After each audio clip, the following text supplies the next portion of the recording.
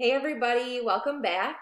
Today we are going to spend a little bit of time looking at the difference between figurative and literal language. We won't spend a lot of time talking about what literal language is, more so we'll talk about what figurative language is.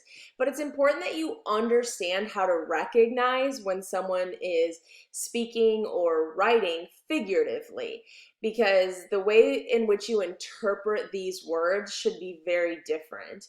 So let's go ahead and get started.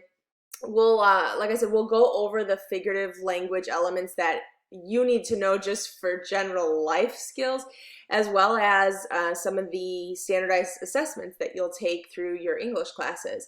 So what you'll see on the screen here is basically going to be in just note format. So what I want you to do is make sure that you're taking notes. Again, as I always say, whether you want to take it with pen and paper or on the computer in a document, whatever works for you works for me. So go ahead and get that out so we can get started. And just keep up with me. I won't go too fast, but we are going to go ahead and get started. So figurative and literal language. So literally is when words function exactly as we know that word to mean something, or as it reads here, words function exactly as defined. So if I were to say the car is blue, you would literally assume that there is a car that is painted the color blue. There's nothing tricky about that. It just is what it is. And that's what literal means. It is what it is. And so just to compare, in case you're wondering, well, how else would I read something like that? We also, in our language, in the English language, which can be tricky, we use the word blue to identify a feeling. So if I said, I'm feeling blue, you would know that I am indicating that I'm sad. I'm not saying that my skin is literally turning blue like that car is blue. Okay, so that's going to be your difference. You need to be able to recognize if I'm being literal or if I'm being figurative. So another example would be to say, he caught the football. If I said that, you would assume maybe I'm at a football game and a wide receiver went up for a pass and he brought the ball down. He caught the football, literally. Now, if I were talking about someone that became ill and I said he caught a disease, there wasn't a disease tossed up in the air and brought down like the wide receiver brought down the football. Okay, so that's speaking figuratively. So that's just a little insight into the kind of stuff we're going to dig deeper into today. You'll see down at the bottom, figuratively is when you have to figure out what it means. And that's where it can be tricky. So again, I mentioned the English language can be difficult, especially for people learning these types of nuances when English isn't your first language. That can really be difficult to understand. So some of the examples you have here are when someone says to you, I've got your back.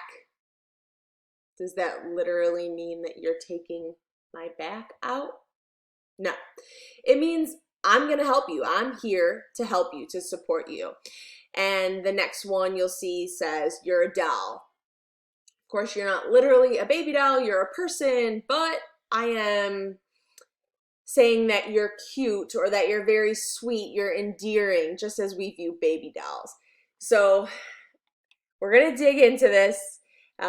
You've probably had some type of experience learning about figurative language, so this should really be a review for you. So make sure you take some notes, and again, you're really just practicing being able to identify figurative language and what types of figurative language there are, and really just when it's being used. So it's just good practice to recognize. And once we get through the notes, we'll have sort of a quiz review just for you to test yourself. It's just a self-assessment for you to see where you are with your skills on figurative language. So let's get started. Okay. There we go. So simile, go ahead and write this down. Simile. This is a comparison of two things using like or as. So one example you have there, the metal twisted like a ribbon.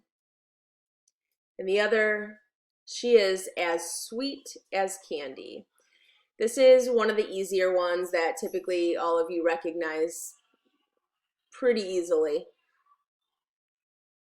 So make sure you have that written down, and we'll jump on to the next one. They'll get a little difficult as we move on, but these ones at the beginning, you've known these all throughout school.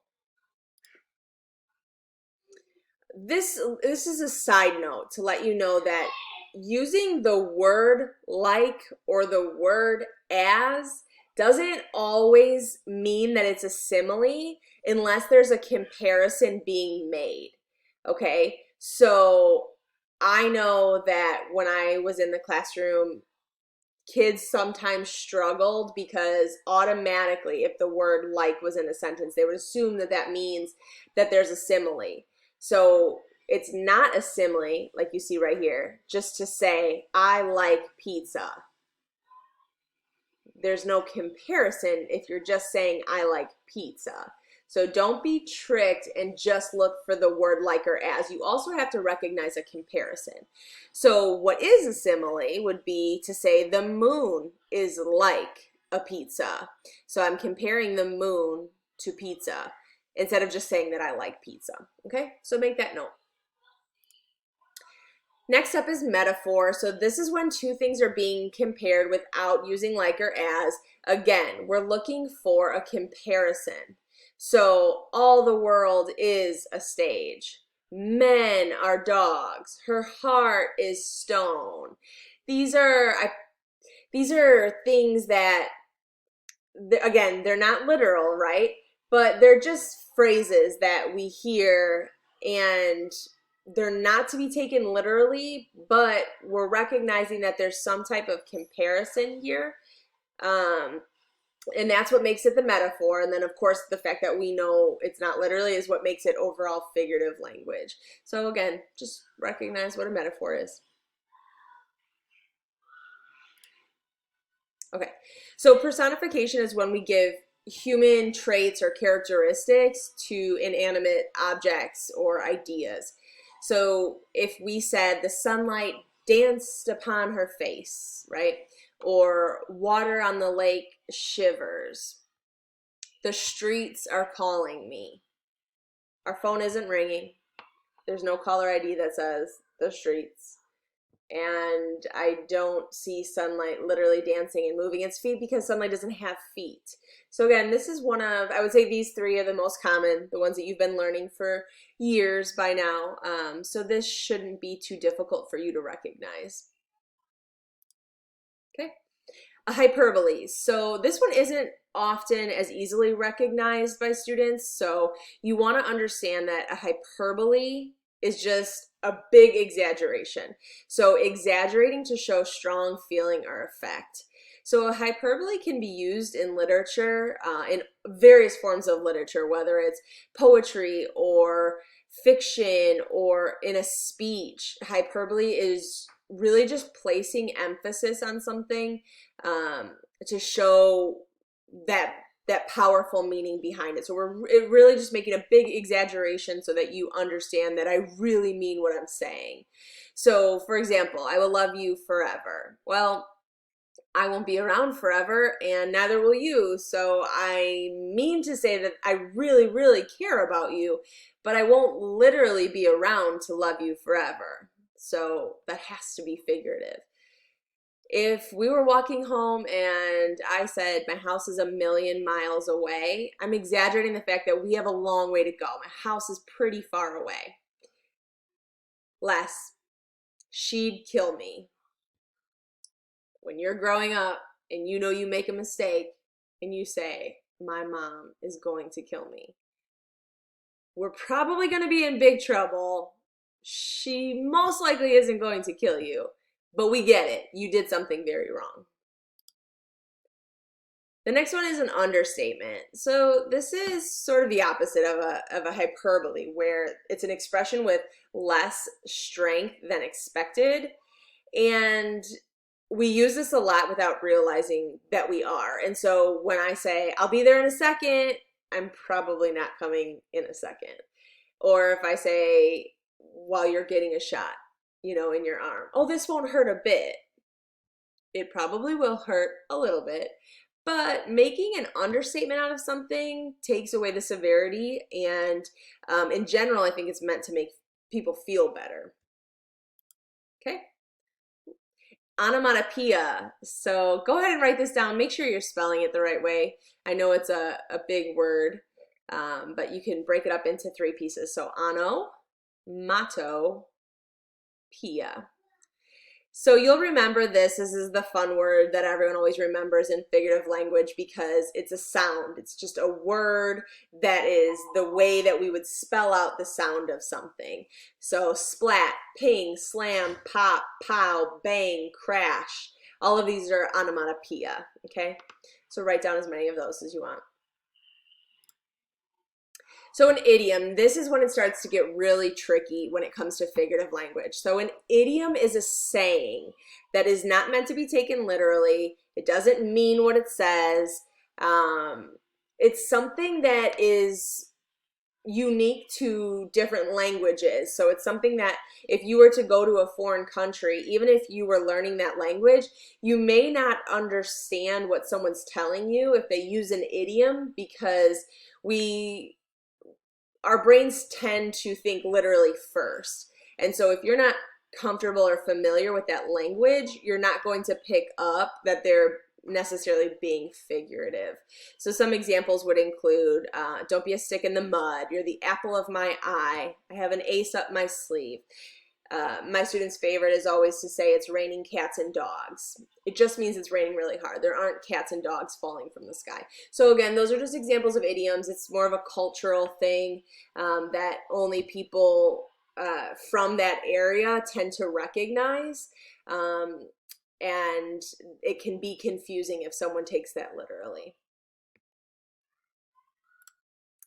Okay, so a pun. This is also something that if you don't understand when someone's making a pun, you'll be left confused. So this is a word play, or a play on words is what you've probably heard people say.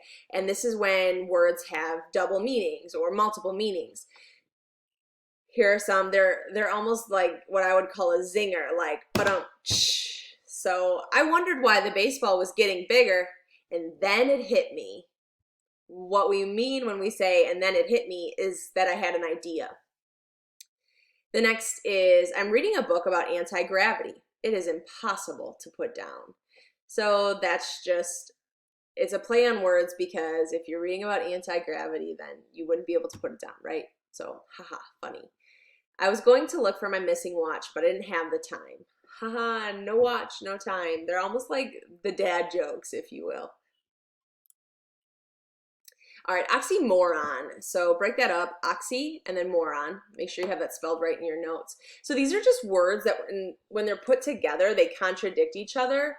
So I'm sure you've all often heard the example of jumbo shrimp, because it doesn't make sense. So shrimp means that something would be small, and yet you're calling it jumbo. So is it jumbo or is it shrimp? How can we have jumbo and shrimp?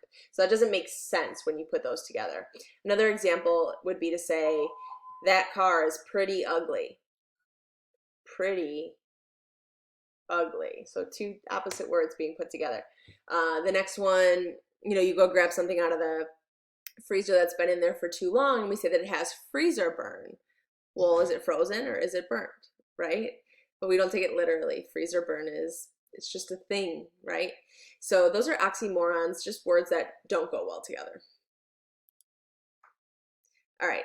So we're going to stop here, and we'll make our next video just a compilation of all the things we just reviewed. Okay, so go ahead and go back and hit pause if you need to at this point, and rewind. Make sure that you have all your notes ready so that when we have our next video coming up, you'll be able to use those notes to answer these questions. So go ahead and get ready.